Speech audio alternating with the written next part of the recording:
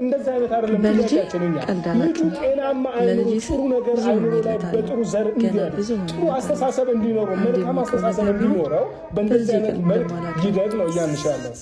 ጉልበቴ ቢደክም ፈተናው ቢበዛም ለልጄ ከሆነ ውድቀቴን አልገዛም። መልኬ ውበት ቢያጣ ከድካሜ ብዛት ፊቴ ቢገረጣ እኔን አይከፋኝም፣ ልጄን ወልጃለሁ። መልኬ ሲናፍቀኝ የራሴን ማንነት ልጄ ላይ ያለው ምን ፈተና ቢኖር ድካሜ ቢበዛ ለልጄ ከሆነ ውድቀቴን አልገዛም። እበረታለሁኝ፣ እጠነክራለሁ፣ ጤና ይስጠን እንጂ መልኬ ሲናፍቀኝ የራሴን ማንነት ልጄ ላይ ያለው ልጄ ያኔ መልኬ ነው። It's here another year and not a minute here too late. Once more for sure. አንቺ ማይማለክትሽ ነገር አታውሪ። አሁን ይኸውልሽ ማሳደግ ከቻልሽ አሳድጊ። አይ ስትይ ደግሞ ስጭን አልሰጥም። ሀያቱ ጋር ይደግ አልብለሽ ዝም ብለሽ ውጥንቅጡስ አስገብተሽ ልጁን የማይሆን ውስጥ አታስገቢው። በንጹህ ማንነት ይደግበት። እናንተ አልጨረሳችሁ ምንጭጮች ናችሁ ገና እኮ። አንቺ ጨርሱ በቃ ጸባችሁን፣ ይሄ ምንድነው በቀላችሁ ምናችሁ ጨርሱ። ልጁን አስወጡ ከዛ ውስጥ በስነ ምግባር ይደግ ነው ያልኩሽ። አይ ስትይ ደግሞ ማለት ነው ትክክለኛ ስነ ምግባር ያለው ልጅ እንዲያድግ እያደረግሽው አይደለም። ገባሽ? እያደረግሽው አይደለም። በቃ ቀስ ብለሽ አውሪት መጀመሪያ። ቀስ ጮኩም አንቺ አይገባሽም ሲጀመር እኮ እንዲገባኝ ነገር ፈልጊው አይገባሽም። እኔ ልጅሽ ካንቺ ይነጣል እንደዚህ አይደለም። በስነ ስርዓት አሳድጊ።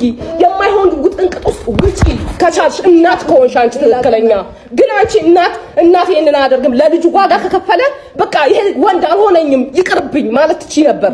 አላደረግሽም። ግን አንቺ እሱ ማሳደድ ነው የተያሹ ልጁን ግን አይደለም። ገባሽ? ስለዚህ አሁንም ለልጁ መልካም የምታስቢ ከሆነ ይደግ ሀያቱ ጋር። አይ ካልሽ ደግሞ በስነ ስርዓት አሳድጊው ልጁ። ስለዚህ ዝም ብለሽ እንትን አትበይ በቃ።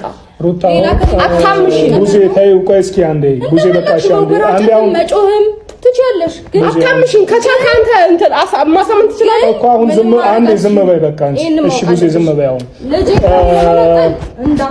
ሩታ እኛ ልጅሽን ካንቺ እንነጥል ነው እንዴ ነው ያነው? ገብቶሻል? እስኪ በስነ ስርዓት ያነውን አስረጅ። እያስረዳሽኝ እኮ አይደለም። ልጅሽን ካንቺ ማንም የሚነጥል የለም። እያንሽ ያለው ልጅሽን በስነ ስርዓት እንዲያድግልሽ ጥሩ ደረጃ እንዲደርስልሽ አትፈልጊም ነው ወይስ እንደዚህ እየተጨቃጨቃችሁ እንድትቀጥሉ ነው የምትፈልጉት እንዴ? ሩታ በቃ የእናንተ ጭቅጭቅ በጣም ከባድ ስለሆነ የእናንተ እልህ ስለማይቆም ልጃችሁን በስነ ስርዓት የሚያድግበት ቦታ ይሄድ ነው የተባልሽው። ይናል የማታውቂው ሰው ቤት ወይ የማታውቂው ቦታ አይደለም የሚሄደው እኮ።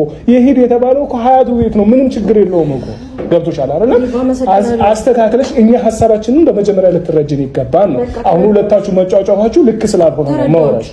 ገባት ታሪክ ለሰማ ለየትኛውም ሊሄድ የማይችልም ማንንም አያሰቃየውም። የልጅን ስቃይ እኔ ሰቃይለታል። ሲጀመር አይሰቃይም። የምን ስቃይ ነው የምታወሩት? ብዙ ስቃይ ነው።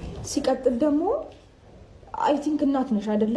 የእናትነት ስሜቱ መቼም ጠፍቶሽ አይመስለኝም። አንተም ብትሆን ዴቭ ልጅ አለች አይደል? ስለዚህ ምን አይነት ስሜት ምን አለ ሩታ፣ ልክ ነሽ እኮ። ሐሳቡ በእርግጥ በጣም ግራ ያጋባል። ሐሳቡም ደግሞ ይከብዳል። ይህንንም ስናወራሽ ለእኛም ከብዶን ነው ይህንን የምናወራሽ። ተረዳሽናል?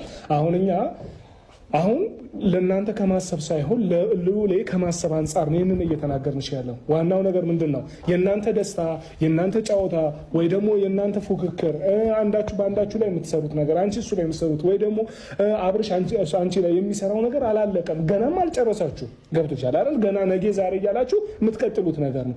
ስለዚህ ይሄ ደግሞ ሆኖ ለምንድን ነው ይሄ ልዑሌ የሚሰቃየው? በመሀላችሁ ሆኖ ለምን